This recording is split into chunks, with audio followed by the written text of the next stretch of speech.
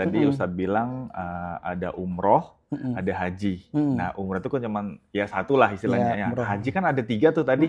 Boleh dirinciin Ustadz detailnya? Iya, di dalam fikih Islam disebutkan bahwasanya haji itu ada 3. Pertama aja haji ifrad, kemudian haji qiron, dan haji tamattu.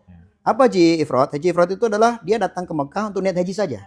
Jadi niatnya hanya satu haji saja. Nah, jadi dia datang ke Mekah untuk niat haji, dan haji ifrad tidak perlu membawa hadiu atau membawa sembelihan atau membawa kambing kurban. Yang kedua adalah haji qiron. Apa haji qiron? Yaitu menggabungkan antara umroh dan haji dengan satu niat. Artinya satu ibadah itu langsung. Dia datang ke Mekah, dia langsung tawaf umroh, ya, untuk umroh, dan langsung itu haji. Ya, jadi satu kali perbuatan itu langsung 2 niat.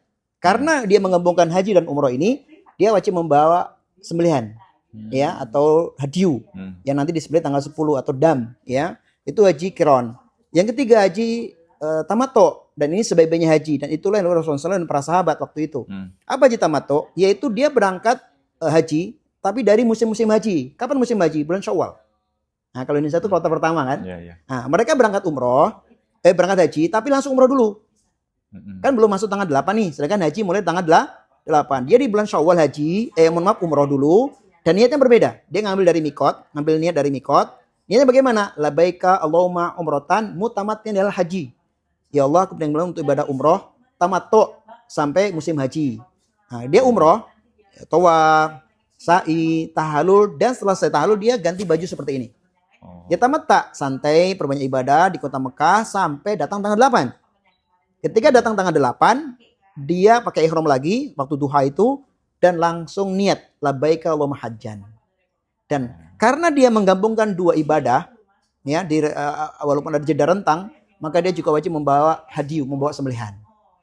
Nah, ini haji tamattu, dan itulah yang dilakukan oleh jemaah haji Indonesia. Kebanyakan mengambil haji tamattu begitu. Nah, kalau buat bawa sesembelihan tuh, misal kita dari jamaah Indonesia, bawa dari sini atau kita nanti beli di sana? Biasanya sudah dikoordinir, itu sudah cuman bawa uang aja, bayar uang dari awal pendaftaran. Ketika dia haji reguler atau haji plus itu sudah ada biaya itu.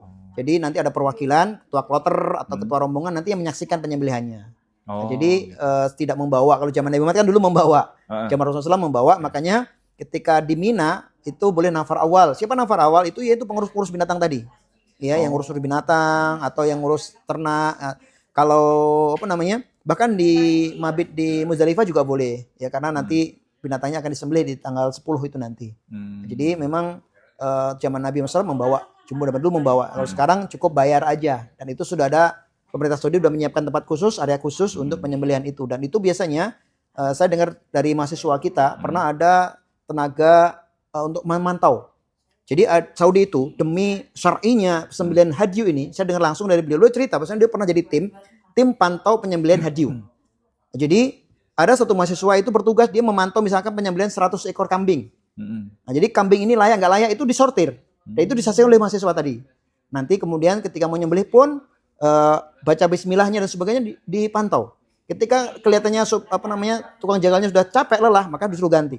Jadi memang benar-benar disaksikan oleh pihak ketiga secara penyembelihan ini, ya, dan itu digaji, ya, tentunya digaji. Makanya mahasiswa ini cerita sama kami, dia bertugas selama itu memantau penyembelihan binatang haji tadi. Dan itu benar-benar dilakukan secara syar'i dan dipantau dengan detail kesehatannya, layak enggak kambingnya, kemudian cara penyembelihannya syar'i atau tidak, kemudian juga ketika tukang jagalnya udah capek, maka ada pergantian dan sebagainya. Dan itu benar-benar real gitu. Wallahu a'lam bishawab. Jadi kalau misalnya kan kita biasa ini kalau kita mau sembelih gitu kurban, itu ada perbedaan harganya sih, Tat? Misal yang ini lebih murah, ini lebih mahal. Ada perbedaan itu nggak, atau semuanya sama rata? Kalau untuk hadiu di Saudi itu kayaknya sama ya, tergantung negara masing-masing sih. Atau tergantung haji plus atau haji reguler tadi ya. Karena itu berbeda-beda antar travel, berbeda. Kalau negara kayaknya sama. Kalau haji reguler saya yakin semua sama ya.